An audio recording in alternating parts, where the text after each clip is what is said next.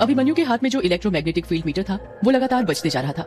उसकी आवाज धीरे धीरे तेज होती जा रही थी। युग इलेक्ट्रोमैग्नेटिक फील्ड मीटर को देखते हुए कहता है, यार ये इतना आवाज क्यों कर रहा है? तो इसे बंद क्यों नहीं करता, वरना जंगली जानवर जाग जाएंगे और यदि वो जाग गए तो भूत प्रेत हमें मारे या ना मारे, लेकिन वो हमें जरूर मार डालेंगे। अभिमन्यु चिढ़ते हुए युग से कहता है, युग तू तो ऐसे बोल रहा है जैसे मैं ये सब जानबूझकर कर रहा हूँ। ये डिवाइस अपने आप ही बजता है और वो भी तब जब आपके आसपास कोई पैरानॉर्मल एक्टिविटी हो रही हो। मतलब ये है कि हमारे आसपास जरूर कोई ना कोई अदृश्य शक्ति है। अभिमन्यु उस इलेक्ट्रोमैग्नेटिक फील्ड मीटर को चारों तरफ घुमाने लग जाता है और जिस डायरेक्शन में इलेक्ट्रोमैग्नेटिक फील्ड मीटर से ज्यादा आवाज आ रही थी उस ओर जाने लग जाता है। युग अभिमन्यु को रोकते हुए कहता है, कहाँ जा रहे तू? अभिमन्यु बांस के पेड़ से निकलते हुए कहता है, भूत को पकड़ने। चल जल्दी से मेरे पीछे आजा, बहुत हंस रहा था ना तू मुझ पर, चल आजा, आज तुझे भूत दिखाता हूँ। अरे मैं तो युग अपनी बात पूरी कर पाता उससे पहले ही अभिमन्यु वहाँ से चला जाता है। युग भी अपना सामान उठाता है और अभिमन्यु के पीछे पीछे जाने लगता है।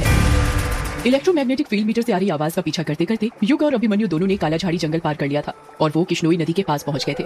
अभिमन्यु इलेक्ट्रोमैग्नेटिक फील्ड मीटर को हवा में लेफ्ट राइट करते हुए कहता है, आवाज तो यहीं से आ रही है, मतलब भूत यहीं कहीं है हमारे आसपास। युग चिढ़ते हुए कहता है, ये क्या बोल रहा है अभिमन्यु तू? ये भूत वूत कुछ नहीं होते, छोड़िए तेरी मशीन। युग तू 2 मिनट चुप रहेगा, मुझे अपना काम करने दे, समझा? डिस्टर्ब मत कर, हम लोग भूत के बहुत करीब हैं। देखना आज मैं उसे पकड़ ही लूंगा। अभिमन्यु इलेक्ट्रोमैग्नेटिक फील्ड मीटर को लेकर किश्नोई नदी के शुरुआती किनारे तक पहुंच गया था। नदी शांत लहरों के साथ बह रही थी जिसमें घुटनों तक पानी था।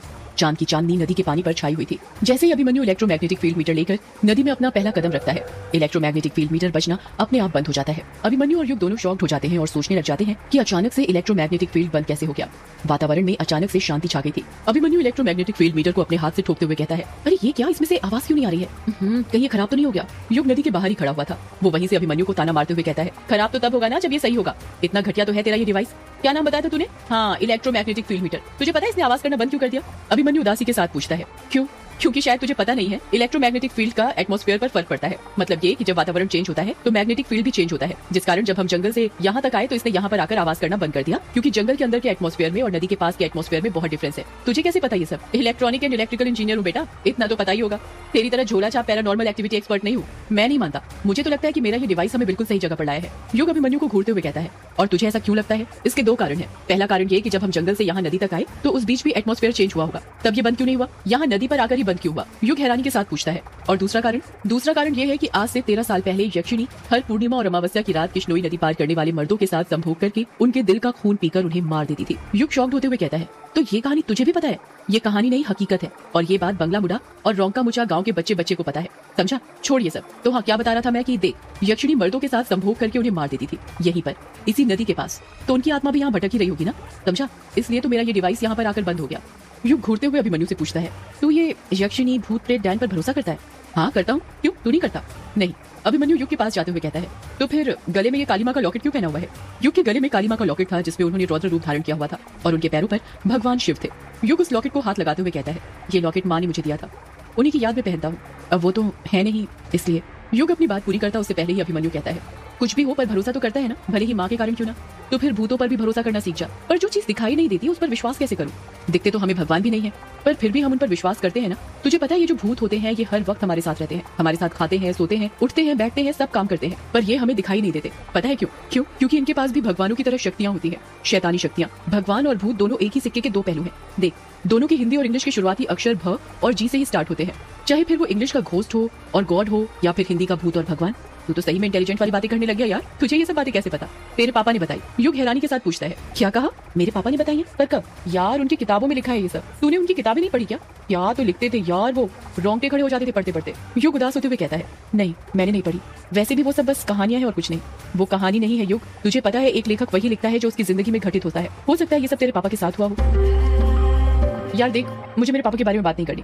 मैं बहुत थक गया हूँ, मुझे अभी आराम करना है, इसलिए मैं घर ग्रेवयार्ड कोठी जाना चाहता हूँ। पर तू इतनी रात में ग्रेवयार्ड कोठी क्यों जा रहा है? तू तेरे रिश्तेदारों के घर रोंका मुचा गाँव जाना, मुझे उनके पास नहीं जाना। क्यों? युग अभिमन्यु के सवाल का कुछ जवाब नहीं देता है। अभिमन्यु युग के कंधों पर हाथ रखते हुए कहता है, तू अभी भी उनसे नाराज है क्या? नाराजगी किस बात की? नाराज तो हम उनसे होते हैं जो हमारे अपने होते हैं, और वो मेरे अपने थोड़ी है।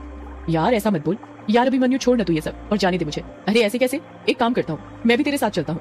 तूने यक्षिणी के 2 ठिकाने थे, पहला किश्नोई नदी और दूसरा ग्रेवयार्ड कोठी। तुझे कैसे पता ये बात? मुझे तो बहुत कुछ पता है यक्षिणी के बारे में। आखिर ऐसे ही थोड़ी सर्टिफाइड पैरानॉर्मल एक्टिविटी एक्सपर्ट बना हूं मैं। यार बातें करना छोड़ और चल जल्दी, अब जाकर सीधे सोना है मुझे।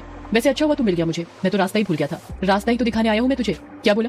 कुछ नहीं, वो देख, वो रही तेरी ग्रेवयार्ड कोठी। अभिमन्यु ने अपने हाथ से राइट साइड की ओर इशारा करते हुए कहा। जिस ओर अभिमन्यु ने इशारा किया था, जब युग उस तरफ देखता है तो वो देखता है कि ग्रेवयार्ड कोठी का ऊपरी सिरा नदी से साफ साफ दिख रहा था। ग्रेवयार्ड कोठी ऊपरी सतह पर बनी थी जिस कारण उसका गुंबद देखा जा सकता था।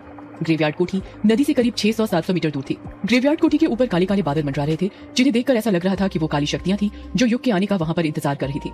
युग और अभिमन्यु पैदल पैदल ग्रेवयार्ड कोठी की तरफ जाने लगते हैं। कुछ ही देर चलने के बाद वो दोनों ग्रेवयार्ड कोठी के पास पहुंच जाते हैं। ग्रेवयार्ड कोठी खेतों के एकदम बीच में बनी हुई थी। आसपास दूर दूर तक कोई घर नहीं था। ग्रेवयार्ड कोठी के पास करीब 2 हेक्टेयर जमीन थी जो खाली पड़ी हुई थी। ग्रेवयार्ड कोठी 2 मंजिला थी, जिसमें बाहर से खिड़कियां देखने से लग रहा था कि करीब 50 से 60 कमरे होंगे। कोठी में ग्रे कलर किया गया था। अभिमन्यु ग्रेवयार्ड कोठी को देखते हुए कहता है, यार ये तो किसी फिल्म की हॉरर कोठी जैसी लग रही है। देख कोठी के ऊपर काले बादल भी कैसे मंडरा रहे हैं। युग चिढ़ते हुए कहता है, यार ये फिल्मों की नहीं, मेरे पूर्वजों की कोठी है जो उन्होंने अंग्रेजों से खरीदी थी। हाँ पता है मुझे, मैंने डिटेल्स निकाली थी इस कोठी की। ये अंग्रेज लोग भी ना बड़े कमाल के थे। कैसे? तुझे पता है ये कोठी कब और क्यों बनाई गई थी? नहीं, आज से 200 साल पहले 24 अगस्त 1608 में अंग्रेज अपने इंडिया में आए थे। उस वक्त उनका भारत में शासन नहीं था और ना ही उनके रहने के लिए कोई ठिकाना था। जब वो मेघालय में आए तो उन्हें अपने बंगला मुंडा गांव में भी रहने नहीं दिया, क्योंकि अंग्रेज गाय सुअर सब खाते थे और हमारे हिंदू धर्म में गाय को देवी माँ की तरह पूजा जाता है। उस वक्त अंग्रेजों के एक जनरल ने मोटी रकम देकर जमीन खरीदनी चाहिए, पर गाँव वालों ने मना कर दिया। फिर क्या हुआ? होना क्या था? हम सबको पता है कि इंडिया में लालची लोग भरे हुए हैं। उस वक्त बंगला मुंडा के राजा अंग्रेजों से मोटी रकम भी हथाना चाहते थे और प्रजा को निराश भी नहीं करना चाहते थे। इसलिए उन्होंने बंगला मुंडा गांव के बाहर जो कब्रिस्तान वाली जमीन थी वो उन्हें बेच दी। गांव वाले तो दिन में भी वहां पर जाने से डरते थे, पर ये अंग्रेज कहाँ किसी से डरने वाले थे। उन्हें भारत का खजाना जो लूटना था, उन्होंने कब्रिस्तान के ऊपर ही कोठी बना दी। गांव वाले शुरू में इसे लाशों वाली कोठी कहते थे, फिर अंग्रेजों ने ही इसे ग्रेवयार्ड कोठी नाम दे दिया। अच्छा, जब भी दूसरे गांव से अंग्रेज सैनिक आते थे तो उन्हें यहीं पर ठहराया जाता था, यहीं पर खातिरदारी की जाती थी। उनके अय्याशियों का सारा सामान था। यहाँ पर रात रात भर मुजरा चलता था, तवाइफें नाचा करती थी। और तू कह रहा था ना कि ये यक्षिणी नहीं होती। तुझे पता है यहाँ के अंग्रेज अफसरों ने अपनी डायरी में यक्षिणी का जिक्र किया है।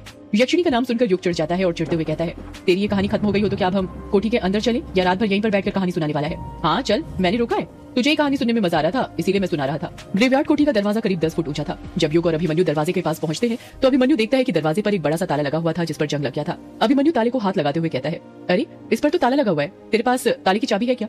युग अपना बैग टटोलने लग जाता है और कहता है, रखी तो थी इसकी चाबी मेरे पास, कहाँ गई? दिख क्यों नहीं रही? हाँ ये रही।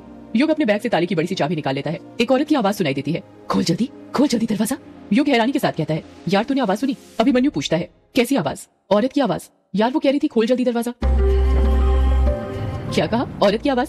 लगता है तेरे कान बज रहे हैं। अभी तो मुझे कह रहा था कि मैं कहानी सुना रहा हूँ, अब तू क्या कर रहा है? चल जल्दी ओपन कर कोठी, मैं भी तो देखूं इसमें क्या क्या राज बंद है। युग चाबी को ताले के अंदर डाल देता है। जैसे ही चाबी ताले के अंदर जाती है, आसमान में तेज बिजली चमकती है। बिजली इतनी तेज चमकी थी कि ऐसा लग रहा था आधी रात में उजाला हो गया हो। युग चाबी को ताले के अंदर घुमाने लग जाता है, पर जंग लगा होने के कारण चाबी घूम नहीं रही थी। युग चाबी घुमाते हुए कहता है, अरे ये क्या, ये घूम क्यों नहीं रही? घूम जा अब खुल भी जा। शिट। अभिमन्यु हैरानी के साथ पूछता है, क्या हुआ? यार चाबी अंदर ही टूट गई।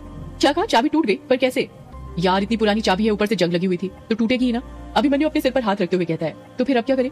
युग कुछ कहता उससे पहले एक औरत की आवाज सुनाई देती है, पत्थर उठा और तोड़ दे ताला। युग कहता है, अच्छा आइडिया है, पर तू लड़की की आवाज में क्यों बोल रहा है? अभिमन्यु हैरानी के साथ कहता है, मैंने क्या कुछ बोला, मैं तो जब से चुप हूँ।